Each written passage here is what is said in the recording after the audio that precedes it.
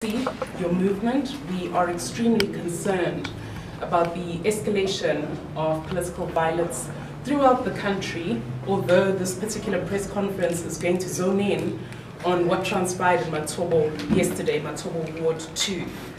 Now, developments in Matobo confirm the CCC's call for a conducive environment for elections in Zimbabwe and a pre-election pact on reforms along the lines that we propose in our prepared document, and especially concerning security of the voter and freedoms for citizens, which is the seventh reform point on our 7 pillars. Now, what we are seeing under Mr. Mnangagwa's regime is not just the continued shrinking of democratic space, but a complete collapse into lawlessness. No society can function when the law is deliberately used to protect thugs, thieves, and corrupt individuals. Now, what happened yesterday, as I've indicated, concerned us significantly. We have since, as a movement, conducted an internal investigation into the events that transpired. This internal investigation is what formed the basis of our report, which was made yesterday to the police. Now, we have received a formal report for our security team that was on the ground in Matobo, and the internal investigation has revealed the following details. Obviously, as you know, the events transpired on the 16th of October 2022, which was yesterday, and the location of the violence was Matobo South Ward 2. A by-election is coming up, which is the important context to share here. And so as a run-up to the by-election, as we are preparing, as you all know, we've got a rural mobilization strategy that's taking place, where we are penetrating rural areas in every single province and district in the country. Now, pursuant to this, 2 activities were being conducted. Firstly, there was a general campaign.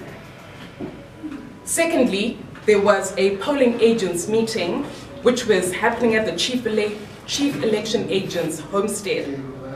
Our campaign team, for purposes of the activities yesterday, was comprised of Nonhlanhla Mlotshwa, Honorable Kuqaqa Pulu, Honorable Daniel Molokele, Honorable Temba Dube, Honorable Ilos Nyoni, and our candidate, who's Sindiso Ngwenya.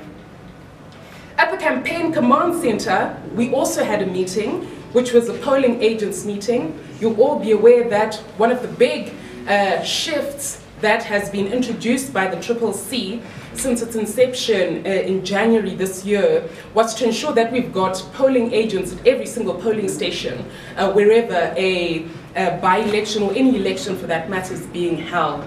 And so the training for these polling agents was taking place, and at that meeting was Champion Decent Bajila, Eric Gono, and Precious Ndlovu. Now, what happened was that the campaign team met a convoy of ZANU-PF trucks. They were branded ZANU-PF, so we're under no illusion about who was responsible for this and who was behind it. There were 7 of them. This interruption by ZANU-PF is actually captured on video, and we've shared it on our social media platforms.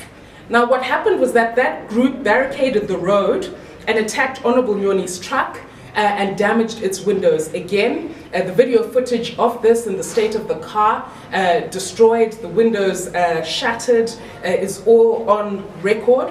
However, Honorable Nyoni managed to speed and evaded an illegal blockade that had been created by the ZANU-PF thugs. Our team then drove to the campaign command center where the other group was, and they were followed by these ZANU-PF members who were in their branded cars, who barricaded the entire locality. Honorable Pulu and Nonhlanhla Mlotshwa then went to try and engage them so as to understand what it is that they wanted before they could reach the bigger group. ZANU-PF supporters and thugs who had assembled started to throw stones at them. They were very badly injured. The report we received actually indicates that they had to be hospitalized following this attack. Our team then retreated because gunshots were now being fired, and a total of about 5 shots were fired by the ZANU-PF supporters.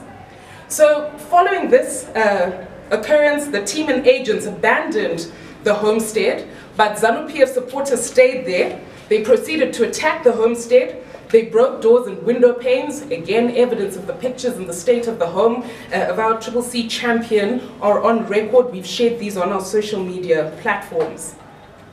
They went further and attacked and damaged bicycles that are being used by our community organizers in the Matobo Ward 2 area, and they broke windows of the house and deflated all the tires of the bicycle. They then went into the house. They looted groceries that were at the homestead, including meat that was being cooked for the team. They stole about 50 10 kg bags of mini meal and also stole an undisclosed amount of money from the home. They then proceeded to 2E2 Business Center and broke into the chief election agent's shop. His name is Mr. Tabani Nwe. They broke in, they looted the entire stock in the shop, and they vandalized it.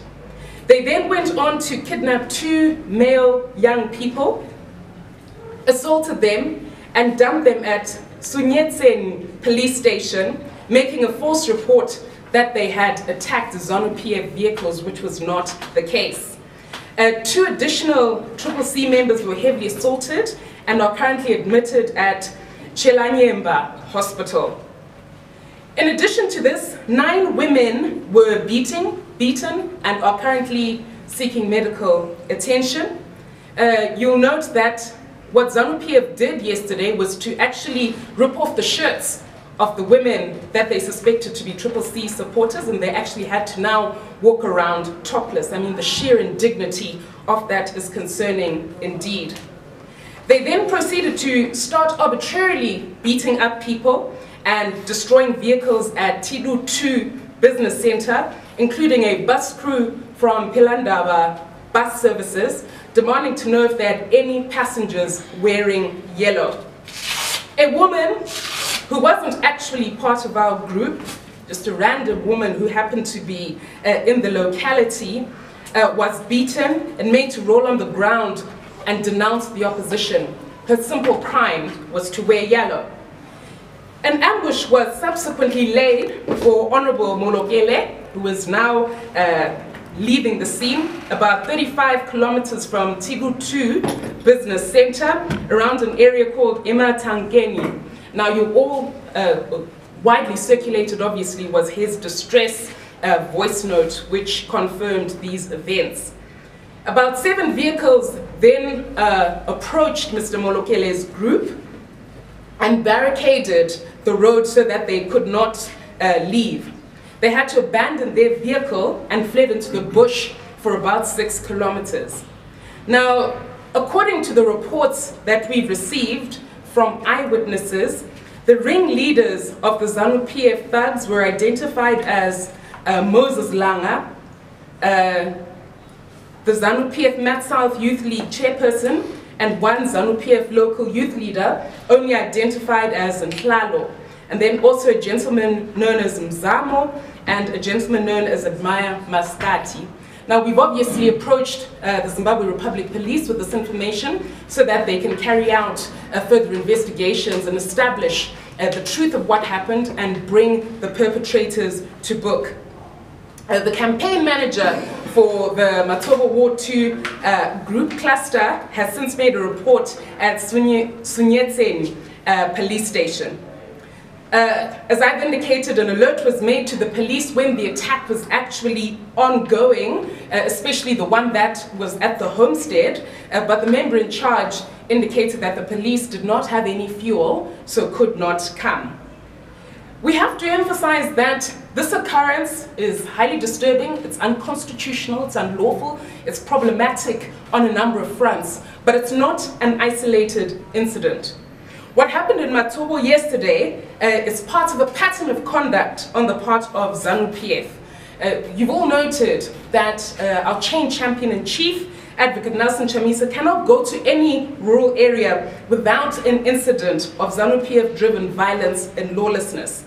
Just a few days ago, when he went to commiserate with the victims' families, the Nyatsime victims' families, they attacked our member's homestead. It was widely reported that CCC member, Mr. Mtingwende, was badly beaten. He suffered a broken rib and had internal bleeding.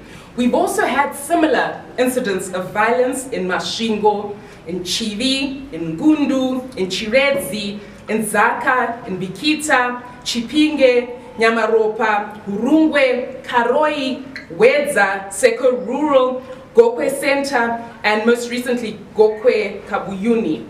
We all know as well the violence that took place in Nyatsime, which led to the unlawful incarceration of Honorable Job Sikala, Honorable Godfrey Sitole, and 15 others.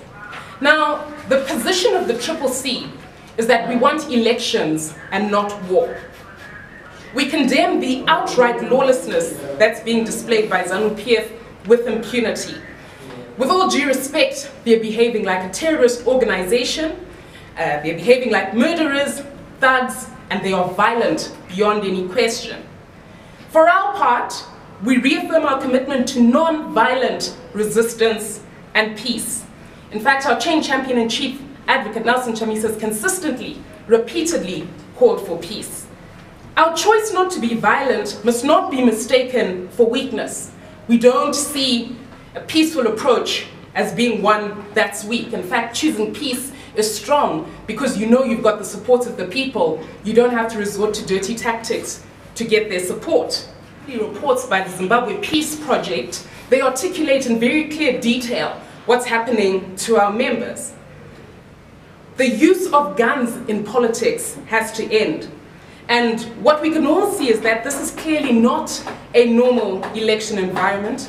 The NC does not behave like this in South Africa. SWAPO doesn't behave like this. In fact, ZANU-PF's conduct has departed completely from the liberation ethos. Advocate Nelson Chamisa has called for heightened international supervision. If it means calling the UN to supervise, including long-term monitoring to ensure that a free and fair election can be held. Honorable Job Sikala, Honorable Godfrey Sitole, and the entire Nyatsime group is certainly a big sign of the selective application of the law, the weaponization of the bail procedure, and the abuse of state institutions to persecute opponents. The Constitution is very clear that every person has the right to bail. We saw when ZANU-PF members were arrested, Wajigajena, within less than 24 hours, he was released on bail, notwithstanding the clear evidence implicating him. We saw similar events taking place, Mike Chimombe, and there's a host of others. We all saw how Henrietta Rushwaya's case was handled. Someone caught red-handed, but right now walks the streets free. So when it comes to their own members, it's catch and release. Treat them nicely. They barely go to police cells custody. They don't come in through the accused person section around the back. They come in their swanky suits through the front, and they're treated with kid gloves. And the opposite happens when it comes to CCC members. Look at how the law is weaponized even to torture them. They're denied access to food. They're denied access to medical attention. They are made to come in leg irons, notwithstanding that there's a court order that says that that cannot happen. Half the time, CCC members are charged with offenses that don't even exist. All of this is patently unconstitutional. Even the dragnet approach to the Nyatsime prosecution, why aren't they being tried individually? All their circumstances are individual. They were arrested individually. They were located in different places. The charges against them factually are completely different. Why have they been lumped together as if they're a terrorist group and being made to pay for some unknown punishment? That's what we mean when we say that there's a selective application and weaponization of the legal system, and we call for a restoration of the rule of law in respect of those victims and all citizens in Zimbabwe. The Constitution is very clear that every person is equal before the law. Every person has the right to equal protection and benefit of the law. The Constitution could not be more explicit.